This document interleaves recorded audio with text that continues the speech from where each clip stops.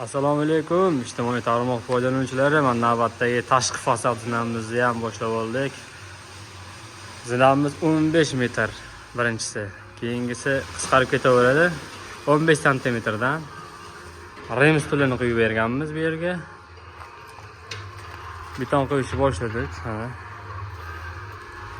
Ichkarida aylana vintovoy zinamiz bor. Bu yoqda ham bor. Navbat tashqi fasad zinlariga.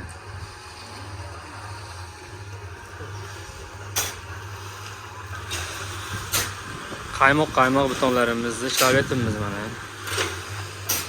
Bu yerga karkas tashlaymiz, podushka qilib hozir zasipka qilib qo'ydik. Kimni qanaqa qiziqtirgan savollari bo'lsa, opisiya nomerimizni qoldiramiz, telefon qilaverasizlar bemalol.